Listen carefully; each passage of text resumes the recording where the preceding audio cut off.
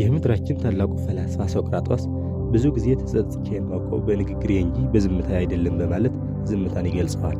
የአፕል መስራች ስቲቭ ጆብስም ስለ ዝምታ ሲናገር ወደፊት ስለምንሰራው ቴክኖሎጂ ምንም የምንናገረው ነገር አይኖርም፣ በዝምታ እንሰራለን፣ ሰርተን ስንጨርስ ግን የሰራነው ቴክኖሎጂ ዓለምን የሚያስደነግጥ ይሆናል ብሎ ነበር።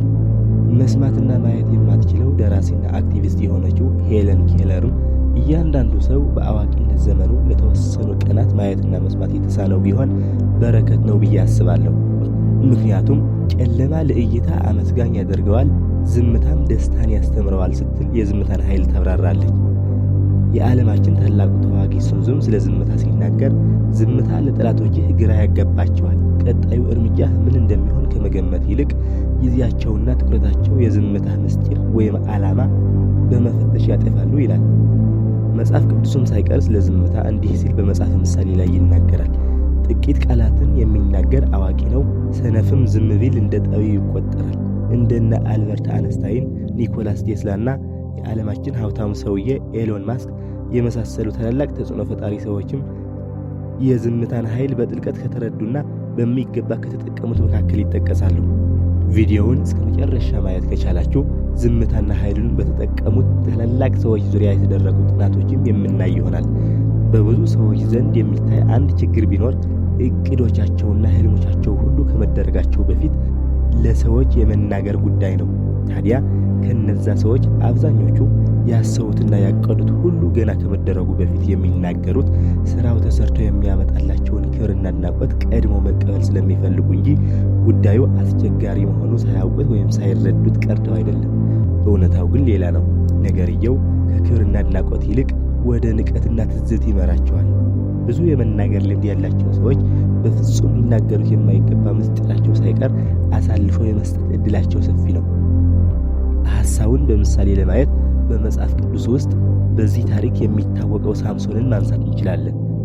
ሳምሶን በጣም ኃያልና ጠንካራ ሰው የነበረ ሲሆን የጥንካሬው ምንጭ ደግሞ ጸጉሩ ነበር። ነገር ግን ስለ ጥንካሬውና የጥንካሬው ምንጭ ጸጉሩ እንደሆነ ለሰው በተናገረ ጊዜ ያ ጥንካሬውም በተናገራቸው ሰዎች ተነጥቀዋል። ቃላቶችህ ከዝምታ እንደሚሻሉ ስታረጋግጥ ብቻ ተናገር የሚባለው ለዚህ ነበር። ሌላም በዚህ ጉዳይ አንድ በጣም አስተማሪ ታሪክ አለ።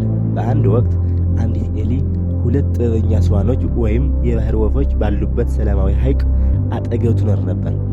ኤሊዋ ሁሌ ማውራት ትወድ ስለነበር ብዙ ጊዜ በደንብ ሳታስብ የመናገር ልምድ ነበራት።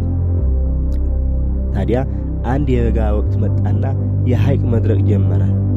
ሁለቱ ስዋኖችም ወደ ሌላ ያልደረቀ ሐይቅ ለመብረር ወሰኑና ኤሊዋን ከነርሱ ጋር እንድትሄድ ጠየቋት።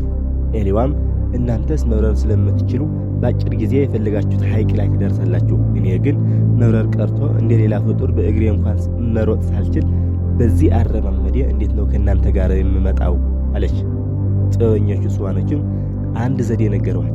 እኛ በአፋችን አንድ ጠንካራ ዱላ ይዘን እንበራለን፣ አንቺም የዱላው መሃል ላይ በጥርስሽ ነክሰሽ ስትይዚ ከእኛ ጋር መብረር ትችያለሽ አሏት። ኤሊዋም ደስ አላት።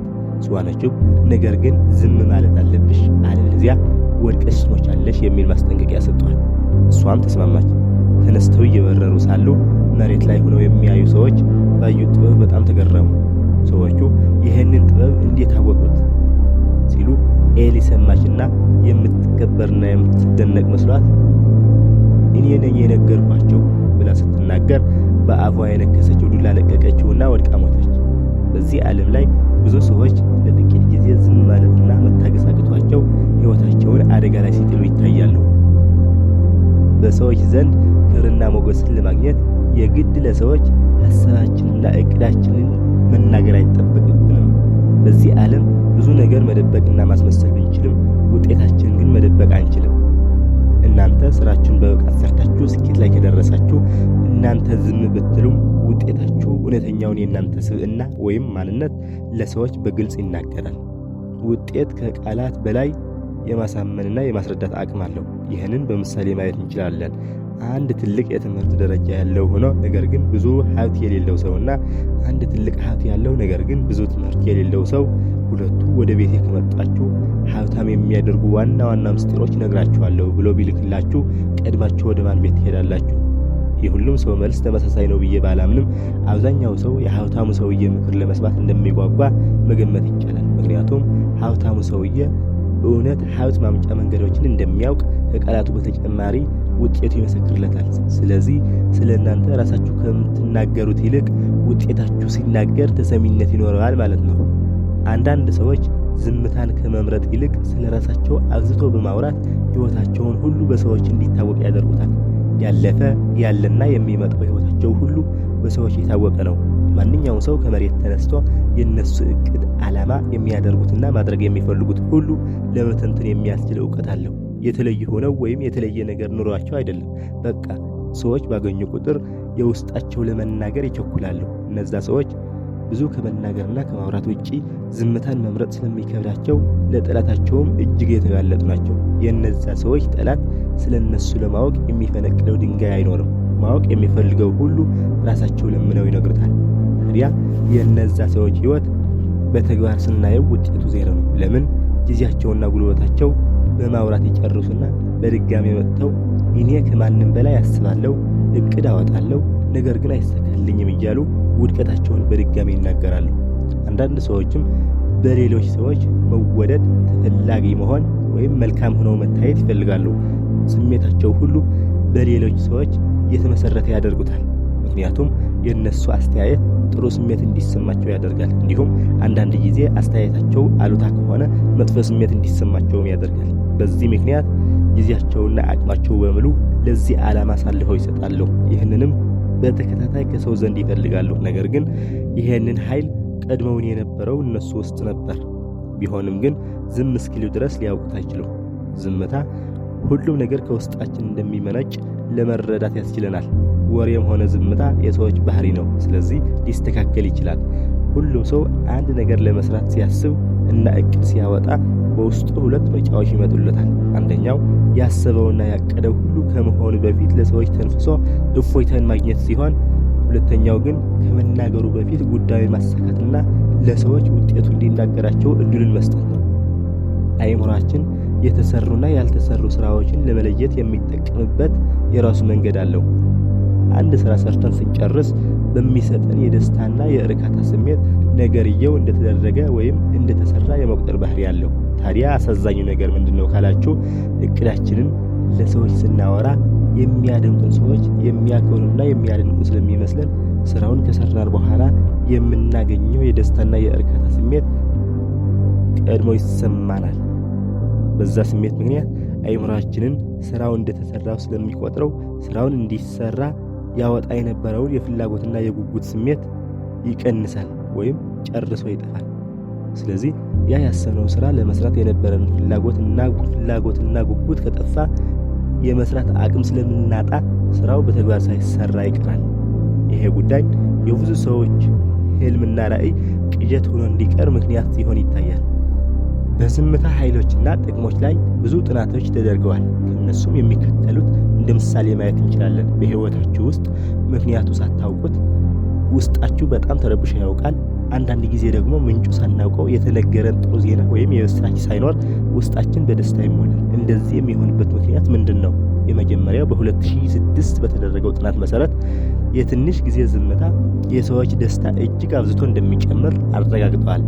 ይህ የሚሆነው በትንሽ ጊዜ ዝምታ ውስጣችንን ስናዳምጥ በአእምሯችን ውስጥ አሚግዳላ የተባለው ከፍርሃትና ከጭንቀት የሚገናኘው ክፍል ሰውነታችንን በደስታ እንዲሞላ የሚያደርጉ ሆርሞኖች እንደነ ሴሮቶኒን፣ ኢንዶርፊንና ኦክሲቶሲን በብዛት በመልቀቅ ደስታችንን ያበዛዋል። በ2013 በተደረገው ጥናትም በቀን 2 ሰዓት በዝምታ የሚያሳልፉ ሰዎች አእምሯቸው ውስጥ ሂፖካምፓስ በሚባለው ክፍል ያሉ የአእምሮ ሴሎችን እንዲያድጉ ያደርጋል ያለው ጥናቱ እነዚህ ሴሎች የማስታወስ የመገንዘብና ራስን የመቆጣጠር ስራ የሚሰሩ ናቸው ብለዋል። በ2017ም ሳይኮሎጂካል ሳይንስ አንድ ጥናት ይፋ አድርጎ ነበር። ጥናቱ የዝምታ ጊዜ ዲኤምኤን የተባለው የአእምሮ ክፍል እንዲነቃ እንደሚያስችለው ገልጸዋል።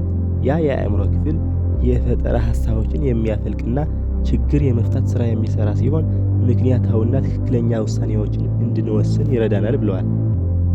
አባቶቻችንም የሚያስጨንቅ ጉዳይ ሲገጥማቸው ቆይማ ይሄ ሐሳብ ትራሲንካው የሚሉት ለዚህ ነው።